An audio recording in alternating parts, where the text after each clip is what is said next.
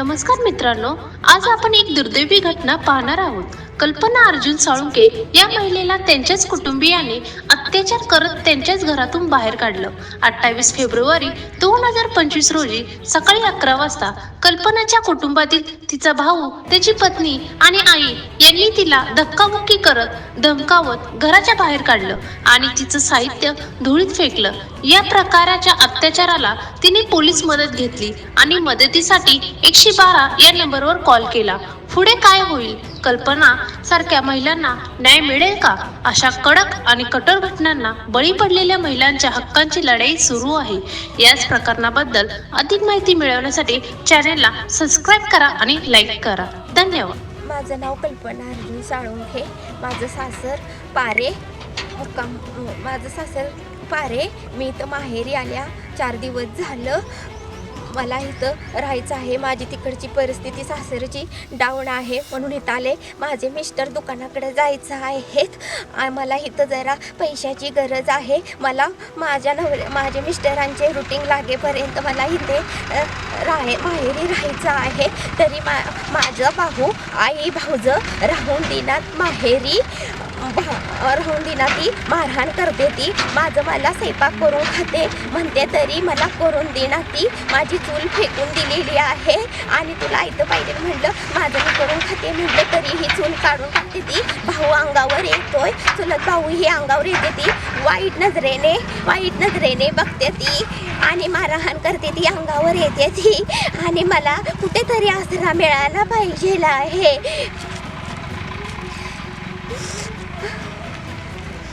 देशिंगमध्ये आम्ही मामाच्या गावाकडे आलो. आज आम्ही बसलेलो आणि माझी आजी माझ्या मम्मीला म्हणजे कावायला लागलेली आहे, मारत होती. आणि तेव्हा माझी मामी आणि माझी आजी ह्या दोघी मम्मीला मारायला लागलेल्या होत्या. आणि माझी मामीने माझ्या मम्मीला बेडवर आपटून बाहेर जोरात ढकलले व दगड आणि काट्यातीन असं फेकून मारलेले होते. तरी माझ्या मम्मीला जास्त लागले आहे. माझ्या मुलाला व माझ्या बायकोला मारहाण झाली देशिंग या गावी घरात. काल आम्ही इथून गेलो. त्यांचं मला 11:30-12च्या दरम्यान फोन आला. मला व माझ्या मुलाला त्यांनी मारहाण केली.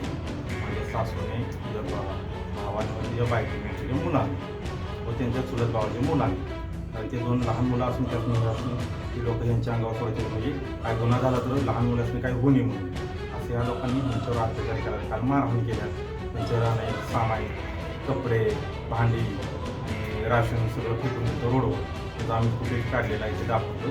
त्याच्यानंतर तिने फोन केला 112ला. तर तिने 11:30-12ला घटना घडल्यानंतर फोन केला. पण काही आम्ही जास्त ना 2:30 व 3ला आम्ही पोचलो. 3 वाजेपर्यंत काय कुठलीही गाडी आली नाही. आम्ही तिथून 3-3:30 नंतर फोन केला. तिथून परत मग तुम्ही तसंच का राहिला आहे असे मला फोनवर त्याच्या अगोदर पण नाही 2 हवालदारांचा फोन आला होता मागल्या 4-5-7 दिवसात. की आमची बायको राहून आता एक 15-20 दिवस झालं तर राहत्या. तर तुम्ही तर तुमचं काय संबंध आहे, तुमचं काय हक्क आहे? बरोबर म्हणलं आम्हाला त्यांच्या वडिलांकडून आलेलं जमीन आहे ना. आमच्या इकडं गावी परिस्थिती नाही म्हणजे असं पाक म्हणजे हे झालेलं की आमची ज्या जमीन आहे 1 एकरवर आहे त्या जमिनीला वाट नाही काय नाही. ती न्यायप्रविष्ट आहे. म्हणजे कोर्टात त्याच्याबद्दल केस चालू आहे. मग राहते नुसते 7-8 गुंठ जमीन आहे दुसरी. मग त्याच्यावर तेवढ्यात काय उदरनिर्वाह काय होत नाही. आम्हाला तर वाटून आता 60 गुंठ जमीन येते. 60 गुंठ लय का 7-8 गुंठ लय. पण तो पण विषय नव्हता. आम्ही ह्याच्या अगोदर 7-8 वर्ष झाली भांडण आमचं चालू आहे.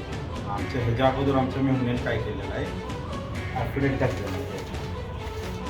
एक खोटं ॲफिडेविट घालून नाही पैसे काढलेले, खोटी नावं सुद्धा चढवलेली होती ती.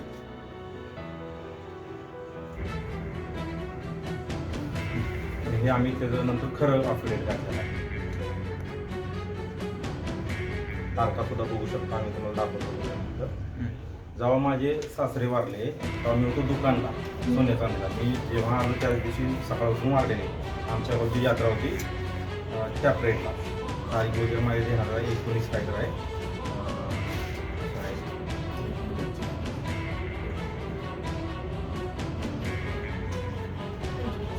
25/4/19 रोजी ती वारलेली आहे. काहीतरी 24 तारखेला काहीतरी चालतं कारण आमची गावची यात्रा त्या पेटला होती पारेगावची.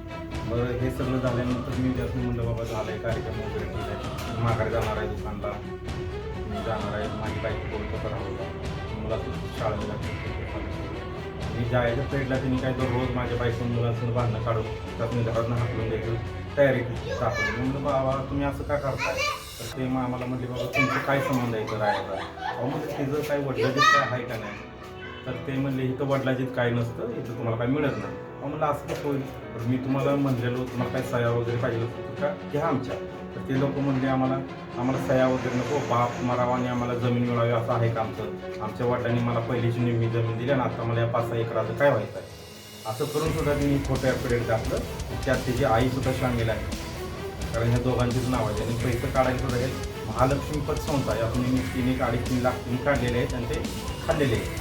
तर आम्ही म्हणलं ते पण जाऊ द्या, ते त्यांचं आहे तेव्हा काय. तर त्यांनी जिल्हा मध्यवर्तीमधून तो 3,80,000 रुपये काढले, तेही त्यांनी वाटून घेतलेले सगळे आई बाबा मुलांना. आम्हाला त्याचं पण काय नव्हतं. पण आमच्या मुलाला तर त्यांनी जेव्हा शाळेतून काढून हाकलून द्यायला लागले, मारहाण करायला लागले, तेव्हा मी ह्या गोष्टीचा विचार केला बाबा जास्त जर आता असंच सोडलं तर भविष्यात आपल्याला काय मदत तर करायचं राहिले, आपल्याला इकडे फिरकून किंवा काहीच करून देणार नाही. म्हणून मी त्या टायमाला सुद्धा पोलीस स्टेशनला वगैरे केसेस केले आहेत. माझ्या त्या बाईकची कागद सगळी आहेत, तहसीलदारांनी अर्ज केलेला आहे, सगळे आहेत माझ्याकडे जुनी कागद आहेत. ह्या गोष्टी बरेच वर्ष चालत राहिल्या. मग साहेब म्हणले तुमचं आधी नाव लावून घ्या. आणि खोट्या पिढीचं खऱ्या पिढीत दाखवून तिचं तो पंच गोळा करून तर काय असेल त्यांनी तहसीलदारने आपले तलाट्याने ती प्रोसेस केली. त्याच्यानंतर त्यांनी आम्हाला बळं म्हणून आम्ही सोडपत्र हे ते करून मी असं करून मग आम्हाला 1-1.5 वर्ष गमवलं. पण मी केस करून त्याने माझं नाव लावून घेतलं, माझ्या बायकोच्या बहिणीचं आईचं सगळ्यांचं नाव लावून मी घेतली. यांची 2 नावं लावायची होतं तर मी 4 नावं जी होती ती लावून घेतली. त्याच्यानंतर बरेचदा आमचं पोलीस स्टेशनला वगैरे बैठक झाली, तुम्ही खोटा पेढीत घातल्या याच्यावर केस होणार ते करणार त्यांनी सांगितले पोलिसांनी. तेवढ्यापुरती त्यांनी आम्हाला हमी दिली, आम्ही काही माघार घेतो वगैरे. त्याच्या माझ्या सह्यास त्यांचा अंकसुद्धा आहे. पण मी वारंवार अशेतातल्या लोकांनी राजकीय लोकांनी हाताला धरून त्यात मूळ म्हणजे आप्पा कोळेकर म्हणून एक तर इसम आहे सरपंच 20 वर्ष आणि त्याचा मुलगाही आता कालच आला पोलीस स्टेशन अण्णा कोळेकर. त्याच्यावर त्याच्या वडिलांनी आम्हाला दमदाटी केली तर चालतं तुम्हाला जीव मारतो, तुम्हाला गावात येऊन देत नाही. असं झाल्यानंतर मी पोलीस स्टेशनला सांगलीला सुद्धा अर्ज केला. आम्हाला ह्या लोकांच्यापासून आम्हाला जीवाला धोका आहे. त्या टायमाला आम्ही पोलिसांनी बोलून आमचं बोलणं वगैरे तर तुम्हाला कुठं तर क्षेत्र द्याली तुम्ही तर हवा अजून असं सांगितलेलं आहे. तर मधल्या काळात आमची परत कोरोना लागण झाला. कोरोना लागण झाल्यामुळे परत काय कुणाचंच काय चाललं ना. मग आम्ही तो विषयावर डिले सोडून दिला. म्हणजे जाऊ दे आज सुधारतील उद्या सुधारतील. मी पण त्या वेळेला नंतर काळात मी पुढे दुकानला गेलो मग म्हणलं जाईल का तर सुधारले असतील. जाऊन आता म्हणलं बायको तू जा बघ कसा आहे. माझ्या टायमाला माझ्या तुम्ही झाल्यानंतर बायको गेली तिथं एक 20-25 दिवस झाले असतील 25 दिवस. तेव्हा म्हणले काय नाही तुझं जायचं सगळं तुला कोण काय म्हणतंय. म्हणजे अशी गोड बोलायची ती भाषा तिने केली. तिनं मग आमच्या विरोधच केस करायला लागली माझ्या बायकोला. ते झाली म्हणजे तर आम्ही पोलिसला आलो मिटले गेली ती नवरा बायकोची केस होती. ठीक आहे. परत 8-10 दिवसानं बायको गेली बाबा तुम्ही असं केलं तर मला काय आता माझी इथं परिस्थिती नाही, मी इथं राहणार आहे आणि मुला तिथे आणखी दुकानाला जाणार आहे किंवा काय करणार आहे. त्याच्यासाठी काय आहे तर आता बायको गेल्यानंतर 15 दिवस की आई कुठं तर हरिद्वारला गेली काय म्हणजे आता काही कुंभमेळा वगैरे चालू आहे ह्याच्यासाठी. त्यानंतर आल्यानंतर आहे ना भांडण केलं कालचं दिवशी. त्याच्यामधल्या काळात म्हणजे 7-8 दिवसात तिचा भाऊ हिंदूराव जाधव, रामराव जाधव आणि दीपक जाधव हा तिचा सक्का भाऊ. ह्या दोघा ठिकाणी मिळून 2-3 त्याची चूल मोडली, चुलीत पाणी होत नाही, अंगावर जाणे, मारहाण करणे हे असं केलेलं आहे. आणि ती दोघं काय करतात की त्यांच्या मुलाला पुढं घालतात. सागर म्हणून एक 12-11-10-11चा पोरगा आहे हा आणि दुसरा प्रणव. तो लहान आहे पण त्याला सांगितलं हे कर. पण तो सागर म्हणायचा जर तुम्ही म्हणतेला आमच्या मुलाचं आता तुम्हाला सांगतो एकदम 5वीला आहे पण तुम्हाला वाटणार नाही 5वीला आहे. तुम्ही सागर म्हणून जे मुलगा जर बघितला तर तुम्ही म्हणणार हे 15-16वीचा मुलगा आहे असा धष्टपुष्ट आहे. कारण तुम्ही त्याची 60-65 किलो वजन आहे. तो असा अंगावर येतो कोयता घेऊन फिरतोय मग तुम्हाला काय गुन्हा होत नाही, मी 18 वर्षाच्या आतला आहे तेव्हा माझ्यावर गुन्हा दाखल होऊ शकत नाही. त्याचं असं बोलण्याचं व्हायचं. मी एक विषयातून सोडायला गेलो तेव्हा माझ्या अंगावर येऊन त्यानं आरेरावची भाषा केली, तुला ठेवत नाही जीवच मारतो, आम्ही 2-3 भाऊ आहे, तू काय करणार, आमचे चुलत भाऊ 5-7 जणांची, असं आम्ही तुम्हाला जीव मारतो. ठीक आहे म्हणलं बाबा ठीक आहे मी आलो तुझ्या आरतीला सोडायला 30 किलो तू बघ. त्याच्यानंतर ह्या दोघा ठिकाणी भांडण करून मारहाण केलेले आहे. आणि कालचाच विषय ते जे आहे जे हरिद्वारवरून आली त्यांनी परत ना तिला आमच्या बायकोला मुलाला मारहाण करून आणि तिच्या भावाने मारहाण करून सामान फेकून दिले. त्याच्याबद्दल मी काल आम्ही गेलो होतो फुटेज वगैरे काढलेले आहेत. आणि त्याच्यानंतर आम्ही पोलिसांनी जेव्हा फोन केला तर पोलीस काय लवकर आले नाही. जेव्हा आम्ही आलो तेव्हा सुद्धा पोलीस मला म्हणतात तुमचं इथं काय आहे, तुम्ही आलायच कशाला इथं, तुमच्या काय बापदादाची हे आहे का प्रॉपर्टी इथं, असं पोलीस म्हणतात. बरं ठीक आहे म्हणलं राहू द्या. मग त्याच्यानंतर आम्ही गेलो याला पोलीस स्टेशनला गेलो तर तो सुद्धा तो अण्णा कोळकर येतो आणि दमदाटी करतो. त्याच्या अगोदर त्याचा वडील दमदाटी करत होता, तो दमदाटी करतो. अशा भाषेत करतात. त्याच्यासाठी आम्हाला आमचा न्याय मिळावा, आम्हाला आमच्या ह्या हक्काच्या असणाऱ्या जागेत राहायला मिळावं, एवढंच आहे. आमची मुलं तर शाळेत जाणार आहेत. आणि ही जी त्यांनी खोटं गुन्हे केले ती ॲफिडेट घालून हे करणे, खोटं गंडवणे, बँकेतून पैसे काढणे, ह्याच्याबद्दल आज ताकायत कुठल्याही पोलिटिशियननी त्यांच्या विरुद्ध कुठलीही ॲक्शन घेतली नाही किंवा तहसीलदारांनी घेतली नाही. वरिष्ठांच्याकडे जा, वरिष्ठांच्याकडे जा. वरिष्ठांच्याकडे मध्ये आम्ही पंतप्रधानांच्याकडे जाऊ, तुमच्या तहसीलदार काढल्याचं तर खोटा ॲफिडेट घालतोय तर तुम्हाला आम्ही अर्ज करतोय तर तुम्ही म्हणता वरिष्ठात जावा. मग आम्ही जायचं कुठं? किरकोळ तो गोष्ट माणूस जर वरल्यावर जायला लागला मग जायचं माणसं जायचं कुठं? काय हेच सगळं करत बसायचं का जिंदगीवर? बरं तुम्ही पण आमची प्रॉपर्टी खाताय तर ते म्हणतात आम्ही तुमची प्रॉपर्टीच खात नाही, समाय काय ते बघा जावा, आम्ही गाव खाल्लीच नाही, आमचा काय संबंध आहे, तुमचं काय संबंध आहे यायचा. ही अशी आरेरावची भाषा त्या तालुक्यात बोलली जाते आणि ते गाव अति संवेदनशील आहे. तुम्ही कुठंही माहिती घेऊ शकता.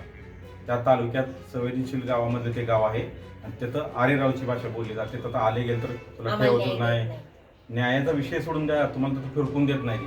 तुम्हाला तर यायचं म्हणलं नाही, विचार करून यायला लागते. आता माघारी जातोय का तुम्ही रस्त्यातच मारताय, अशा हे जी लोक आहेत. आणि ती लोक गावापासून 3 किलोमीटर लांब आहेत, त्याशी जनतेशी काही संबंध नाही, त्यांचे सोयी संबंध ही सगळी आहेत. म्हणजे त्या लोकांनी ह्या सर्वसामान्य काय होते किंवा आजूबाजूला काय होते या गोष्टीचं काही गांभीर्यच नाही, या असल्या गोष्टीत काही लेनदेनच नाही. त्यांचं घर, त्यांचा पैसा, एवढ्याचीच त्यांचं मतलब आहे. आणि त्यांचं म्हणणं आहे की आम्हाला इथं काही मिळणार नाही किंवा आम्ही देणार नाही. मिळायचं आम्हाला नकोच होतं, आम्हाला तर राहायचं आहे आमच्या मुलांच्या शाळेसाठी वगैरे, त्याच्यासाठी आम्हाला न्याय मिळावा. आणि ह्याच्याबद्दल त्यांनी साहेबांनी, तहसीलदार साहेबांनी तथल्या किंवा जिल्हा अधिकाऱ्यांनी, आम्ही जिल्हा अधिकाऱ्यांनी सुद्धा उद्या पत्र देणार आहे. मी उद्या आता बंद असलं तर पण SP साहेबांनी वगैरे किंवा आणखी कुठं डिवायसेसने देऊन मी ह्या तक्रारी करणार आहे. त्याबद्दल आम्हाला एक 15-20 दिवसात न्याय मिळावा, नाहीतर आम्ही आमची पुढली प्रोसेस आम्ही जाऊ. जय हिंद, जय महाराष्ट्र. 8 दिवस मी माझ्या मामाच्या गावामध्ये राहत होतो आणि तिथे मी आणि माझी आई राहत होतो. आणि तिथे माझे मामा व माझे चुलत मामा 2 व त्याची मुली आम्हाला सारखे त्रास देत होते व चूल मोडणे, काय अंगावर येणे असे सारखे करत होते. आणि काल माझी आजी व माझी मामी आणि माझा मामा व त्याचा मुलगा यांनी माझ्या आईवर मारहाण करून व माझ्या चुलत मामीने मला धरलेलं आणि मला दाब देत होती आणि माझ्या मम्मीला मारलेलं आणि आम्हाला रस्त्यावर आमची सगळी सामान टाकलेले. आमच्या मम्मीला न्याय मिळावा अशी माझी इच्छा.